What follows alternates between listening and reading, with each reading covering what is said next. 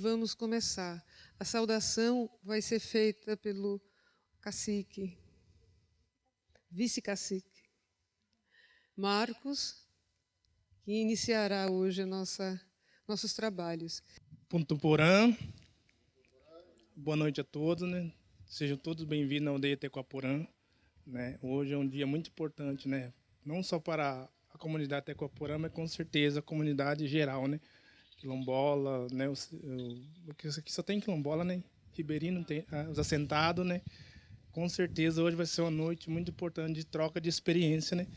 Para todo mundo, né? E antes de dar início a esse encontro aqui na aldeia, né? A gente vai mostrar um vídeo sobre a história da aldeia, né?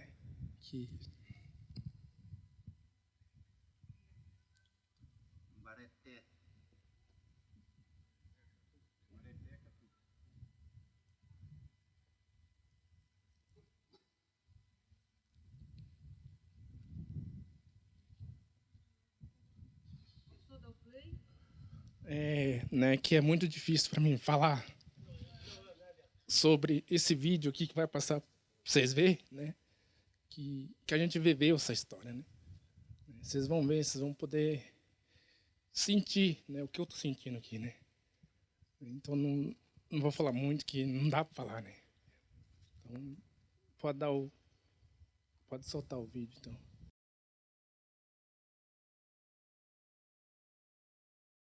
Venho de Recife e Recife se acabou na cheia várias vezes. E eu tive minha casa destruída 3 vezes pela inundação. A dor de vocês eu senti também, aos 5 anos de idade, aos 12 anos de idade, aos 15 anos de idade. É muito impactante. Eu entendi exatamente o que o vice-cacique quis dizer quando silenciou, né? Que a dor é uma cultura de silêncio também. Mas vocês não estão sós. E a força que vocês têm de guerrear na paz fazendo é contagiante. É muito belo o que vocês passaram nesse vídeo. E foi muito importante a gente começar por ele. Eu queria muito chamar a Andréia do CAU para dar nosso agradecimento. Queria agradecer mais uma vez ao Conselho de Arquitetura e Urbanismo, que numa nova gestão feita preponderantemente de mulheres pela primeira vez, mudou a cultura de conselho de uma profissão para, de fato, começar a aconselhar de outra maneira, né? E a propiciar que a gente se encontre, porque senão é muito difícil para o profissional, para qualquer um, sem nenhuma ajuda, chegar ao Brasil profundo que são vocês, somos nós. E a gente se conhecer e fazer o congraçamento das coisas. Então, muito obrigada, Andréia, na figura da Escola da Cidade, na figura de todos nós, para propiciar que isso aconteça. Boa noite a todos. Obrigado, né? Eu sou conselheira do CAU São Paulo e essa gestão ela trouxe realmente a diversidade, né? Eu sou uma conselheira negra do CAU São Paulo, então hoje estou representando aqui a nossa presidente, a Catarina Odonto, e a nossa vice-presidente, a Poliana Risse. E no nome do cacique, Marcos, eu dou boa noite a todo mundo, né? E eu gostaria de deixar aqui um recadinho que a nossa presidente pediu para enviar para vocês. O Conselho de Arquitetura e Urbanismo tem uma missão de cumprir a função social. E a ATIS, a Assistência Técnica Gratuita, é a partida para chegar até a sociedade, para entender que também é uma missão dos arquitetos e urbanistas, o cumprimento no seu papel social, servindo toda a sociedade. Nossa profissão não se restringe à classe alta. O Conselho de Arquitetura e Urbanismo trabalha cada vez mais a importância de buscar mais a comunidade, que muitas vezes não pode pagar um profissional habilitado.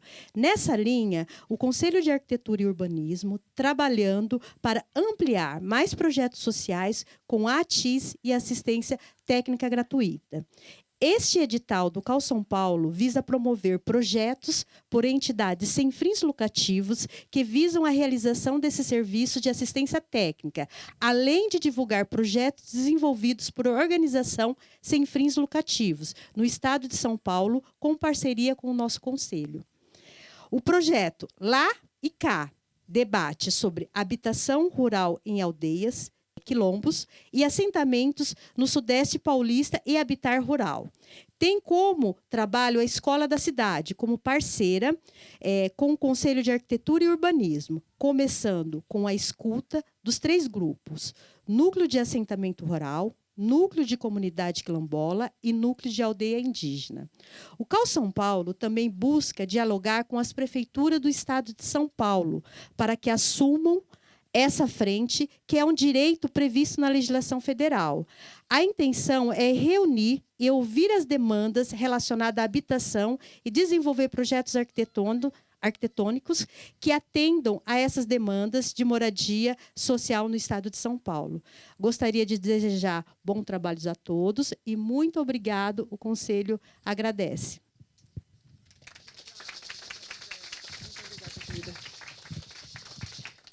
Eu gostaria também de chamar o Zezinho, da Agrovila 3, para participar, né, mais uma vez dessa noite, começar os trabalhos com essa parceria.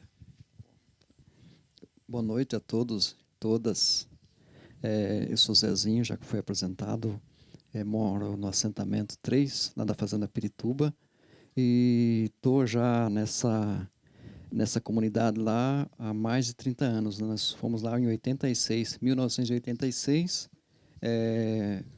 Mais de 300 famílias participamos do grande acampamento em 86, quando o Sindicato de Trabalhadores Rurais, parte da igreja, organizava essas ocupações de terra, né? Ajudava. E eu sou de Tararé, já falei, né? E primeira vez de vir aqui na comunidade, nessa aldeia, já via falar. Meus filhos, um deles já veio com um grupo de escolar em Jeromai, veio aqui já visitar. E eu fiquei contente de ter vindo, né? Ser convidado para participar do projeto, né? Estou fazendo parte, estamos fazendo parte. E vir para cá foi importante porque a gente é uma forma que o projeto viabiliza essa troca de experiência. Gostei da fala do vice-cacique no início aqui, né? Que o silêncio é mais do que uma fala, né? E essa troca de experiência para nós é importante, porque como vocês, né, todas as dificuldades que vocês enfrentaram nesses anos aí, desde 2012 aqui, nós também enfrentamos. Por mais de 10 anos de luta por terra, acampamento de lona preta, que com o calor é super calor e com o frio é super frio, né? Com a noite tem aquelas gotas de água que o suor forma na lona e pinga dentro pingava dentro da moradia, né, dos barracos.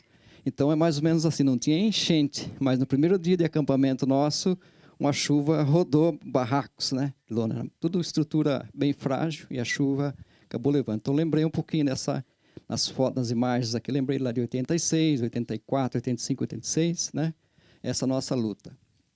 Valeu a pena, né? Hoje nós estamos já com a terceira, indo para a quarta geração já no assentamento.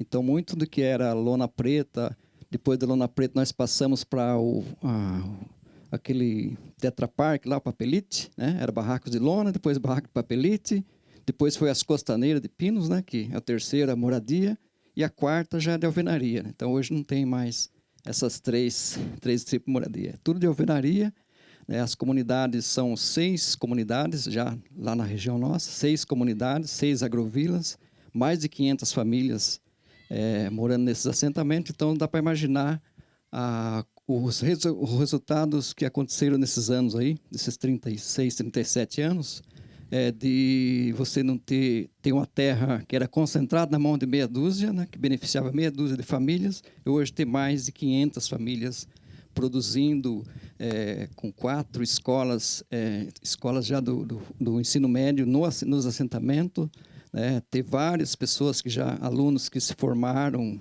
né, de nível superior, médicos, advogados, engenheiros, professores, é uma série, são muitos, os números são grandes.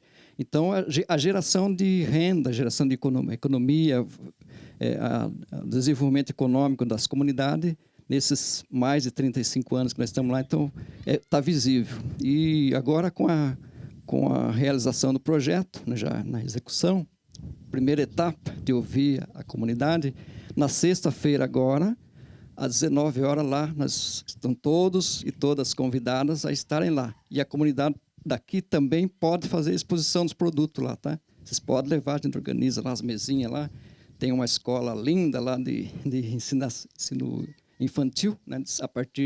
A criança nasce e já vai para aquela escolinha lá, e fica lá até os 5, 6 anos. Já sai indo para o pré, já sai com o pré, já vai direto para o primeiro ano lá embaixo. Então a escola vai estar lá para receber todo mundo, pode levar os produtos de vocês, o artesanato, e vamos lá, sejam todos bem-vindos para participar com a gente lá na sexta agora, já agora essa semana, então vamos lá, tá bom? Obrigado. Muito obrigada. Antes de começar, Roberto, eu queria ainda chamar da FUNAI, a grande representante, a Ruby Rudes. É verdade, porque é uma resistência que a gente precisa muito construir, né, mais uma vez, depois desses desmantelos todos. Bom, eu não sei falar muito assim no microfone, primeira vez que eu falo. Mas assim, a Carolina me chamou, eu achei que seria válido vir, né, para poder ver o que vocês estavam apresentando, né, para a comunidade, porque eu sabia que é importante, né. Então eu queria estar por dentro também do que seria oferecido para eles, né, porque assim a FUNAI, ela, assim a CTL Bauru, né, ela é subordinada à coordenação regional que é em Itanhaém. Então, assim, a nossa CTL, o que ela faz? Ela vem nas aldeias, ela trabalha direto com as aldeias. Então, a gente que leva para a coordenação regional, né, o que a comunidade está precisando, né, na parte agrícola, na parte de previdência social, prefeituras. A gente tem ido muito nas prefeituras para trazer a prefeitura, né, para as comunidades, para ajudar os índios. Lá em Avaí, a prefeitura lá ajuda muito os índios. Aqui em Itaporanga também a gente foi lá para chamar o prefeito para vir ajudar mais a comunidade. Então a gente gosta muito de parceria, porque esses 4 anos acho que a comunidade viveu mais de ajuda das parcerias do que da FUNAI, né? A FUNAI, sim, ajudou bastante. Também não vou falar que a FUNAI não ajuda nada, né? A gente ajudou no que pôde, né? Teve alguns materiais, implementos agrícolas, né, que ajudam. Às vezes os técnicos vêm, mas assim, o que a gente gostaria mesmo que acontecesse aqui nessa comunidade seria a demarcação, né? Se acontecer a demarcação aqui em Itaporanga, Barão de Antonina, nas comunidades de Barão de Antonina também, nas aldeias, vai conseguir mais recursos, a gente vai conseguir ir no CDHU, né? Conseguir casas, né? Mais moradias, que é o projeto de vocês, né? Que o foco é mais moradias, né? Projetos. Então, esses projetos que vocês estão fazendo é importante, porque a partir do momento que vocês apresentam, né? A associação de vocês, né? A gente pode levar para a prefeitura, a gente pode levar para o Museu do Índio, para vários órgãos, entidades, para ver se consegue parceria, porque assim, a FUNAI fala assim, vai construir, vai fazer o projeto, vai construir. Poucas vezes vai fazer isso, porque está trabalhando mais com parcerias, né? A FUNAI está mais atendendo implementos agrícolas, semente, está dando muito apoio na parte de INSS, indo nas prefeituras, precisa de um ônibus para levar a comunidade, aí vai, sabe? Aqui em Itaporanga é mais a parte cultural. Eu fui lá na prefeitura, conversei com o prefeito, conversei também com o secretário de turismo. Ele prometeu dar mais apoio aqui ao turismo aqui, vir mais aqui, falou que estava se achegando mais à comunidade, então eu fiquei contente dele falar isso. Ele falou isso ano passado para mim, né? Esse ano também eu vou de novo lá, quando vier com mais tempo, para ver se realmente ele está fazendo isso, né? Se está atendendo o pessoal da comunidade. Então, o papel da FUNAI é mais isso, né? ver o que a comunidade está precisando, a CTL, ver o que a comunidade está precisando e apresentar para os técnicos lá na coordenação regional em Itanhaém, para serem feitos projetos, fazer programações. Espero que esse ano sejam liberados mais recursos, né? Agora que a gente tem o Ministério dos Povos Indígenas, né? Com uma ministra, né? Que é uma indígena. Então, eu espero, assim, sinceramente, que ela possa atender mais recursos. A gente não tem ainda como que vai ser. Como que vai ser o trabalho, como que as dotações orçamentárias, se vai aumentar, quando era do Ministério da Justiça, agora para o Ministério dos Povos Indígenas, se vai aumentar o recurso, como que vai ser. Então, assim, a gente ainda está aguardando, porque a presidente da FUNAI, né, a Joênia, ela tomou posse semana passada. Então, ela ainda vai rever muitas coisas que estavam paradas, muitas coisas assim que estavam sendo feitas para travar, igual as demarcações. As demarcações, 4 anos, parou as demarcações, não teve demarcação. Aqui que precisa tanto da demarcação, porque a gente já foi na CDHU, nós funcionários da FUNAI já foi na CDHU para pedir, né, moradias, construção de moradias aqui, porque a gente sabe que precisa, mas tudo esbarra na demarcação. Que não é demarcada, não consegue. Então, a gente fica muito contente de você estar fazendo esses projetos, porque a gente pode, em conjunto, ir na prefeitura, ir no Museu do Índio, né? O Vandeir também tem, lá em Barão da Tonina, né? Tem um projeto também muito bonito lá, ele quer fazer. Então, a gente vai levar esse ano, né, lá para o Museu do Índio, aproveitar, ver se eles têm recursos, porque tem que ter no início do ano, para ver se já programa tudo. Então, a gente está colhendo todas essas informações e eu vim aqui para isso, né, para saber qual que era a proposta de vocês, né, e o que a FUNAI pode colaborar, e tudo que for para colaborar para a comunidade, a gente está presente. E assim, a história, eu trabalhava mais na parte administrativa, assim, era o Emílio que trabalhava que era o chefe da CTL. E assim, a história de acampamento de vocês, da vinda para cá, vocês sofreram muito, né? Então, assim, vocês merecem tudo que já construiu agora, que está tudo bonito, e que daqui para frente vai construir mais coisa, vai ganhar mais qualidade de vida, sustentabilidade, como vocês querem, mais casas, né? Esse ano, esses 4 anos, vai ser muito bom para vocês. E se tiver alguma pergunta, eu não tenho mais.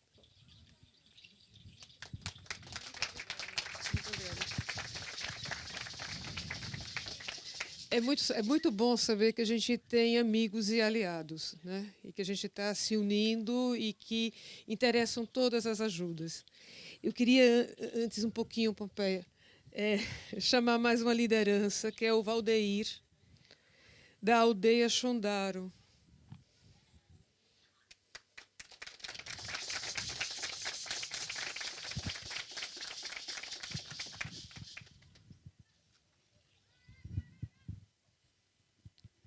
Pantumporã, Pamé, Nhandewa.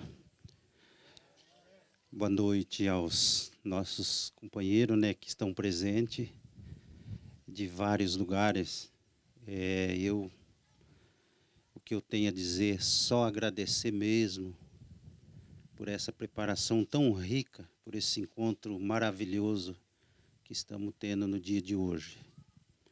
Pode ter certeza que isso vai ficar marcado na nossa memória, para os nossos filhos. E só tenho que agradecer mesmo em Anderu e a vocês aqui, de braços abertos para oferecer a nós ajuda que a gente nunca esperava. E a gente sempre lutando com a pouca força que nós temos, como vocês acabou de ver no vídeo do Tequá, aqui os nossos tchundaras, nossas tchundaras, né? Nossas cunhã, lutando de ombro a ombro para vencer, né, as dificuldades que eles tiveram. Então, isso, eu assisti isso tudo. No que eu pude fazer, eu ajudei também eles.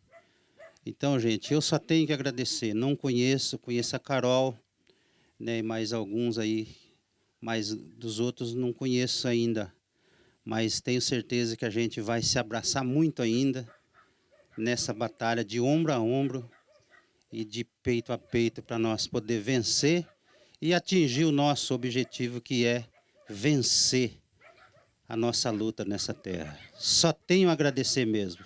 Fico agradecido por essa oportunidade e deixo o convite para visitar a nossa aldeia também, que é o Tchundaro Tequaimbaé, é uma aldeia nova, ainda estamos começando, mas fica já o convite a todos que quiserem nos visitar. Agradeço de coração mesmo, deixo para todos um forte abraço, mesmo de coração. Muito obrigada. Bom, agora a gente começa com Pompeia. Antes eu queria agradecer a 3 pessoas importantíssimas nessa história. É a Carol, que moveu as montanhas para que a gente estivesse reunido.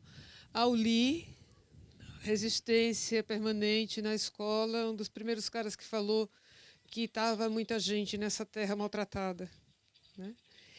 E a Lara, que se junta nessa empreitada com muito carinho, muito método, né? E muita clareza.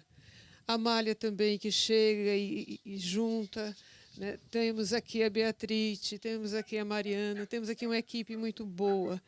E o que o Pompeia vai apresentar faz parte dessa escola que é uma cooperativa. A gente não tem patrão nem patrulha. A gente tem vontade de fazer e criar parcerias. E isso está dando muitos frutos. A gente está com 25 anos de associação. E essa cooperativa feita por iguais tem aumentado cada vez mais a nossa compreensão e a nossa consciência de que as boas causas juntam boas pessoas, né?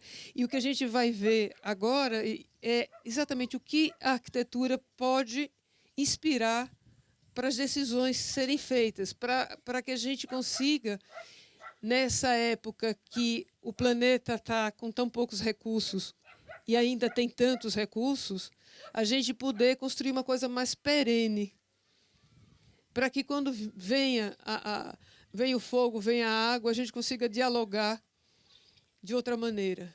E quando vierem os outros homens, a gente poder se mostrar de outra maneira. Então, o que tem a técnica, o que tem a arte, o que tem a ciência, o conhecimento de cada um dos povos a oferecer para que a gente possa ter um pouco mais de conforto e felicidade, né? Então, é com muita alegria que eu chamo Pompeia, um associado fundador da escola, para apresentar o trabalho que ele vem fazendo em cima do material que a gente tem, né? Ninguém vai falar aqui de aços, vidros, concretos armados. Não, a gente vai falar da terra, da madeira, da palha, do bambu, recursos que a gente dispõe, né? Viemos construir uma autossuficiência, uma competência que a gente já guarda, né, na memória e na tradição. Pompeia, com muita alegria que eu passo o microfone para você. Boa noite para todo mundo. Eu queria agradecer muitíssimo a Anália, que está na frente dessa escola desde o começo e com um profundo entusiasmo e uma certeza no sonho. E outra, eu queria agradecer muito a oportunidade de estar aqui também, trocando ideias. Não vou ensinar nada, né? A gente só vai contar umas experiências aqui que a gente passou em termos de construção de casas comunitárias, né, em comunidades, né? Mas antes eu queria fazer uma pequena reflexão. O mundo que a gente está vivendo hoje, né? Então hoje não é novidade para ninguém, é um mundo de contrastes exagerados, né? Então as diferenças são muito grandes. E não só a diferença entre as pessoas, entre a capacidade de viver bem das pessoas, mas também a distribuição das riquezas, a distribuição da terra, que é um dos maiores problemas que a gente enfrenta. Então, nesse mundo que a gente está vivendo um grande desequilíbrio. Agora eu sinto, né, a formação de uma cura, né? Então, a nossa presença aqui mostra muito as grandes possibilidades de cura que a gente tem, né? O nosso mundo exagerado de contrastes é esse aí. Por um lado, os obesos, né, de cidades milionárias, com outras pessoas passando fome em outra parte do mundo, né? Então, por um lado, essas, né, riquezas tão fantásticas, fetiches incríveis, né, como esses prédios que cada vez querem ser mais altos, né, cada um competindo, um quer mostrar que é maior que o outro, né, puro fetiche. Isso não é uma necessidade social, isso é uma exorbitância, né? E a gente está matando o planeta, e a gente está matando o planeta exatamente para produzir uma riqueza que não é distribuída, né? A gente produz não só a riqueza, a gente produz também a poluição, a gente produz a desigualdade. Muito bem, e essa desigualdade acaba afetando aqui no Brasil, obviamente, mas em países na África, na Índia, né, com essas imagens deploráveis. Muito bem. Né? A gente fala na palavra sustentabilidade, que virou uma moda, né? Essa moda parece que contaminou todo mundo. No fundo, existe uma questão ética. A questão ética é de como é que a gente pode se comportar diante do mundo que está aí, né? Isso começa por nós, começa por cada pessoa, por dentro de cada pessoa. Não adianta exigir do mundo que ele seja de uma forma se a gente não é com a gente mesmo, né? Então, diante desse quadro, eu vou mostrar um pouquinho algumas construções da natureza, para mostrar que as construções da natureza, elas não têm um excesso de coisas, não têm o desequilíbrio, ao contrário, e por isso elas são belas, né?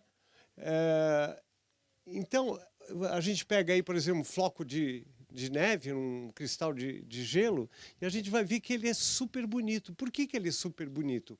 Porque ele é equilibrado, ele não tem nada em excesso, né? A gente pega uma flor que nem essa ninféia, de uma tribo lá, Guató, lá no Pantanal, que eu trabalhei, e a gente vê que é lindo, é muito bonito. Como é que a gente pode aprender com essas, né, com essas estruturas e essas construções da natureza, como essa flor de maracujá aí, que é lindíssima? Muito bem. E a gente vive num planeta que precisa de equilíbrio, senão a gente não vai se dar bem. Muito bem. Eu queria mostrar aqui algumas experiências, que são experiências que a gente acaba fazendo com crianças. E a brincadeira de criança, ela tem a essência de uma postura que não exige ou não quer explorar o mundo, ela quer simplesmente ser. Então, as brincadeiras coletivas, elas podem servir como exemplo para nossas construções como adultos. Construção de casa, construção do centro comunitário, da casa de reza, enfim, do que for necessário. E essas crianças brincam o mundo. Isso aqui é numa comunidade na periferia de São Paulo, fazendo brincadeiras com palitos. E aí acaba, né, tendo esse espírito que eu queria trazer para vocês hoje, que é o espírito comunitário. Um dos exemplos que eu gostaria de mostrar é esse aqui, que aconteceu na periferia de São Paulo, numa comunidade, numa favela, que optou por fazer o seu próprio projeto. Ela optou pelo projeto, pela maneira de construir, ela optou pela casa, optou pelo vizinho, optou pela rua e pelo bairro, né? Então, eles construíam as próprias casas, né? Num primeiro momento, fizeram as casinhas em torno desse campo de futebol, que eles chamavam de praça, e a praça é um lugar legal, porque é que nem esse espaço que a gente está vivendo aqui. esse espaço que está no centro da aldeia, é onde a gente reúne as pessoas, onde tem as manifestações culturais, onde a gente tem as danças, a gente tem as rezas, enfim. Né? E um espaço importantíssimo dentro das favelas é exatamente o campo de futebol, porque é o lugar onde você pode fazer não só o jogo de futebol, mas você faz a feira, você faz a festa de São João, né? Então, esse espaço é muito importante. Aqui um projeto que foi feito também no sul de Minas, né? Onde a comunidade se juntava, construíam placas pré-fabricadas aqui e depois saíam construindo as casas. Então, a opção do projeto também passava pela produção. Muito bem. E queria mostrar aqui que o início de algumas cidades foram exatamente em torno das praças, né? Então, aqui pode haver pobreza, mas há dignidade. A pobreza pode até acontecer, o que não pode é perder a dignidade, que é o que acontece muito com a pobreza extrema, principalmente na periferia de grandes cidades. Eu adoro essa foto, que é essa senhora que foi morar numa favela em São Paulo, que afastou o barraco dela 1 metro para poder plantar as suas ervas, suas flores. Né? E 1 metro dentro de uma favela custa muito caro. Né? Então, claramente, ela tem uma identidade cultural incrível. Ela estava varrendo a rua, né? E colocando a sujeira dentro desse saco de lixo, e era a única rua limpa da favela, porque todo mundo ficava com vergonha da frente da casa dela ser limpa e as outras casas estarem com a frente suja. Então, todo mundo acabava, né, limpando à frente das suas casas. E numa das visitas da comunidade, a gente vê as crianças já aprendendo a palavra respeito. Eu tive aqui na escolinha, até fotografei algumas coisas que as crianças estão aprendendo, e uma das coisas que as crianças aprendem aqui, estava lá na parede, é o respeito. Né? E a palavra respeito vem do latim, que é re speculum, é olhar para trás. E olhar para trás significa ver a sua história. Ver a sua história. E o que aconteceu no Brasil nos últimos tempos foi exatamente quererem acabar com a história dos povos indígenas, querer acabar com a história de alguns grupos que se organizam para poder produzir, né, para combater o latifúndio da monocultura, privilegiando a policultura em áreas pequenas, que é no caso dos assentamentos de vocês aqui. Né? Então, eu acho muito importante mostrar isso. Aqui eu já passei. Tem um caso interessante que aconteceu no Egito, que 2 cidades foram inundadas pela represa de Assuã, e o arquiteto que trabalhou nesse projeto, ele resolveu resgatar a cultura construtiva do local para poder construir as novas cidades. E ele fez isso, e ao fazer isso, ele resgatou a identidade daquele povo que havia sido esquecida. Só os velhinhos sabiam construir desse jeito, com tijolos de adobe, tijolos feitos de terra. Né? Esse arquiteto chamava Hassan Fatih. E aí eles produziram as casas, as escolas, tudo com o material que eles tinham no lugar. Que material eles tinham no deserto? Eles tinham a terra. Então, se a terra está lá disponível, vamos usar a terra para construir. Então, isso significa que a gente não precisa ir longe para buscar o material para a nossa construção. A gente pode achar no próprio local. É só uma questão de pesquisar e ver as possibilidades. E, no fundo, isso é uma tradição que já existe historicamente no mundo inteiro. Aqui é um palácio famosíssimo, que tem quase 1000 anos, em Kyoto. E ele é todo feito de terra, de pau a pique, muito parecido com o que vocês fizeram na casa de reza aqui. Né? E tem a maior parte das aldeias indígenas brasileiras tem. Né? Então, esse é o pau a pique, que usa pequenas peças de madeira e faz o barreamento. O legal desse barreamento é que é uma atividade coletiva. Para barrear a casa, se faz uma festa, se une todo mundo, né? E aí isso reforça as identidades locais. Uma tragédia de inundação que aconteceu na cidade de São Luís, Paraitinga, mostrou, depois que acabou a enchente, que as paredes dos casarões lá, que todo mundo achava que eram de tijolos e tudo, eram feitas de pau a pique, né? Então, o pau a pique é o bambu que a gente tem em todo lugar, né? A taquara brasileira, que é muito usada pelos índios, né? Pelos indígenas no Brasil inteiro, né? E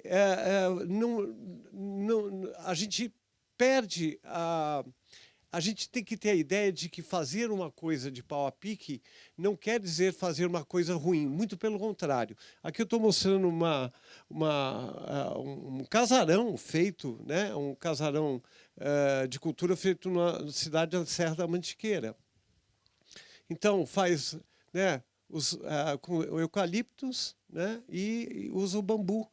E depois toma um cuidado para proteger a base só do bambu, para ele não apodrecer, e dos pilares de madeira, e assim por diante. Então, aí há o mesmo lugar depois de barreado, e o próprio reboco é com terra e cal, então não se gasta muito dinheiro.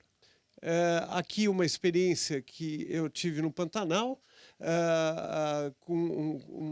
tinham membros da tribo Guató, que acharam muito legal essa história de construir painéis pré-fabricados de taipa, e eles acabaram, inclusive, né, isso fazia parte de um programa, né, do ICMBio, lá no Parque Nacional do Pantanal, e eles acabaram contribuindo enormemente com esse projeto. Ou seja, eu tenho a impressão que nós aprendemos muito mais com os índios do que eles aprenderam com a gente. Mas houve uma troca de saberes, e isso foi muito importante. Esse aqui é um índio Guató fazendo esses painéis, porque ele queria saber se dava certo mesmo. Enfim, aqui também numa comunidade, a favela da Minhoca, numa comunidade perto de São Paulo, e que tinha muito sapé. Então tinha sapé, vamos usar o sapé para fazer, né, o telhado. Isso aqui é a creche e a escola da comunidade, feita pelos próprios moradores em regime de mutirão. Terra nas paredes e sapé, né, com o material que tinha lá, né? O tratamento que eles usaram foi fogo. Eles usaram maçarico para o bambu ter maior resistência. A gente aprendeu, né, ontem ou anteontem, não foi, Anélio? Aqui na Unesp de Itapeva, que essa não é a melhor forma de fazer o tratamento. Então, retarda, mas não é muito eficiente. Enfim, então é isso que o fazer coletivo acaba, né, propiciando. Então, está aí a creche, a escola, o centro da juventude. Uma escola também que foi feita com participação dos alunos, a Escola Ágora, toda feita também de eucalipto, né? E os alunos aproveitavam as colunas para fazer até jornal. Aqui foram as escolas do Pantanal, e nas escolas do Pantanal a gente usou a mesma técnica que eles usavam lá, ou seja, aquilo que eles disseram, não vamos fazer isso, pau a pique é casa de pobre. Aí quando eu começava a mostrar grandes construções, casarões feitas no Rio de Janeiro e São Paulo com pau a pique, eles, nossa, não é tão ruim assim. E agora, aqui é, né, o Centro de Cultura Guarani, lá no Jabaquara, que o escritório modelo da Escola da Cidade está executando, e nada melhor do que chamar uma, né, ex-aluna e que participante desse projeto do escritório modelo, que é a Bea. E a Bea vai explicar direitinho para vocês. Para passar. Boa noite, gente, tudo bem? Vou fazer uma aparição muito rápida, vou explicar esse projeto e vou embora. Tá, eu posso falar. Tá, então a gente, em 2019, começou a fazer... Eu era aluna ainda da faculdade, agora eu já sou formada arquiteta há 3 anos. E a gente começou junto com os Guarani, lá do Jaraguá, que é uma terra indígena, uma das 2 terras indígenas demarcadas na cidade de São Paulo, a pensar um centro cultural, um centro de cultura guarani, que eles estavam pedindo, e junto com o Centro de Trabalho Indigenista, que é uma ONG, com recurso da Secretaria Municipal de Cultura através do programa Aldeias, a pensar esse espaço, que é um espaço justamente para receber Juruá, pessoas de fora. E porque até então eles recebiam essas pessoas na casa de reza, que é um lugar muito íntimo para receber, enfim, pessoas de fora, Juruá. Então, a ideia do projeto era fazer uma construção que tivesse tanto as tecnologias guarani, ancestrais, tradicionais, como o que a gente, como arquitetos de Juruá, poderia contribuir para a construção ser uma troca de saberes mesmo. Então, que tivessem as 2 linguagens, tivessem as 2 experiências. Aqui a gente tem uma imagem ainda da casa não construída, era o que a gente usava para conversar com a comunidade. Foi um processo participativo, que todo mundo pôde opinar, pôde dar ideia. A ideia era fazer justamente então um espaço para reunião, que é esse espaço menorzinho aqui fechado, um espaço maior entre esse espaço de reunião e um salão que tivesse lugar para dança, lugar para canto, lugar para fogueira. E aí por isso que a gente tem aqui em cima esse telhadinho mais alto, que é para a fumaça da fogueira sair. Acho que pode passar. Aqui a gente tem uma imagem dele sendo construído. Então, acho que uma coisa muito legal desse projeto e que fez parte desse processo participativo com a comunidade foi de entender qual linguagem e quais materiais e de que forma esse centro cultural ia ser construído. Então, o fato da gente estar lá junto e não ser feito só com o conhecimento ancestral, então ter o conhecimento ancestral junto com o nosso conhecimento, permitiu que o tipo de construção fosse novo, diferente, que fizesse sentido para a comunidade, mas mesmo assim tivesse outros tipos de tecnologia, outros tipos de formas de construir.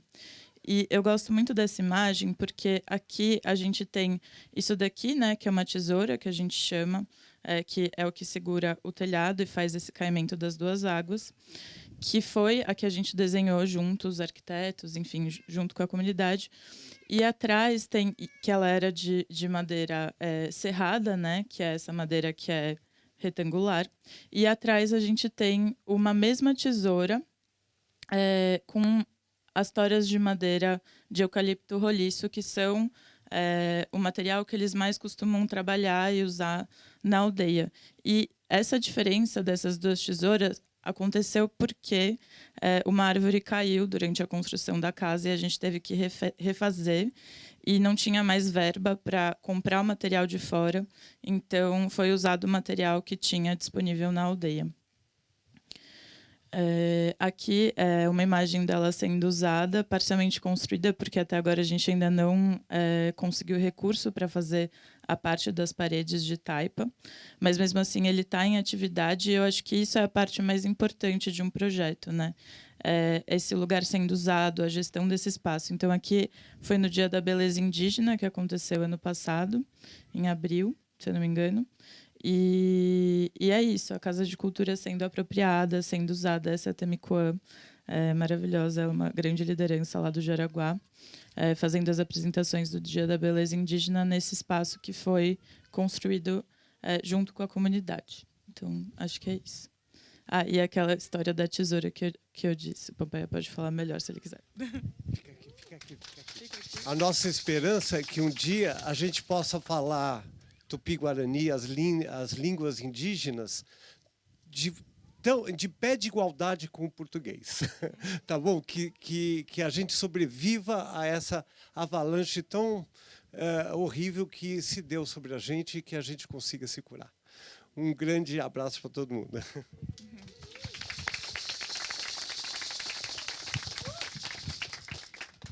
Muito obrigada, muito obrigada. Beatriz, uma maravilha saber que você, né, foi tomada por essa paixão. E Pompeia, muito bom tê-lo como parceiro sempre. Eu queria chamar agora o cacique Angeri para terminar nossa noite e ele vai nos presentear depois com uma bela surpresa. Eu também não gosto muito de falar, né? Então, eu vou chamar os nossos Tchundara aí, nossas Cunhã Tchundara também, para estar aqui na frente, né? Para a gente fazer o nosso agradecimento também, né? E mostrar um pouquinho também, né, do que a gente pratica aqui, faz na comunidade também, tá bom? Acho que eles estão se aprontando lá para a gente fazer o encerramento aqui, tá bom?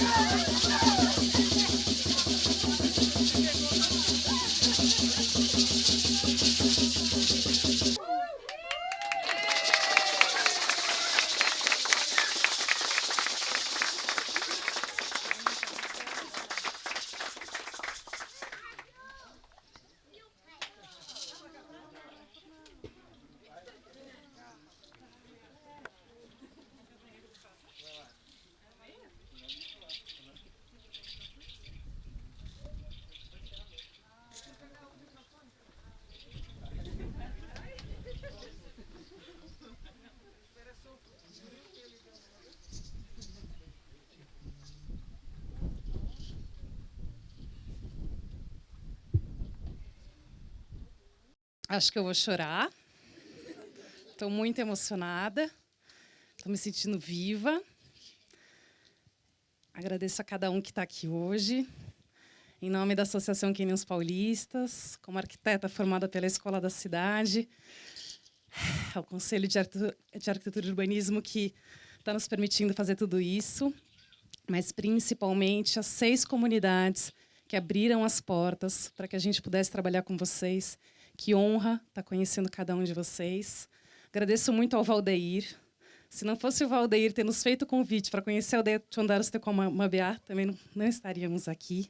E agradeço também a Carol, da Diretoria de Ensino, porque se não fosse ela levar o Valdeir no encontro do Parque Ferroviário, também a gente não estaria aqui. Então, muito, muito, muito obrigada a todos. Me sinto honrada nessa posição. E estamos juntos. Agora a gente tem muito trabalho para fazer e muito sonho para realizar. Então, me coloco aqui como serva e quero estar junto com vocês até o final. Então, muito obrigada. Boa noite. Amanhã, Quilombo do Jaó, às 7 horas. Depois, na sexta-feira, temos Agrovila 3 e muitas coisas para rolar aí para frente. Um abraço, voltem bem para casa e fiquem bem aqui.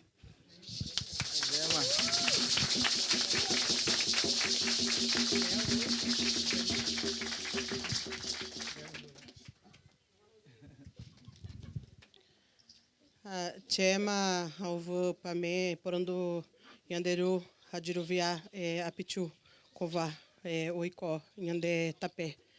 Eu disse assim que Deus abençoe e ilumine a todos nesse novo caminho, né, que a gente estamos prontos, né, a dar as mãos e que essa união nossa seja além, né, desse trabalho, tá bom? Então, eu agradeço a todos, né, por estarem aqui e, com certeza, a gente também está muito renovado, né, mostrando a nossa cultura para vocês, que é a nossa essência.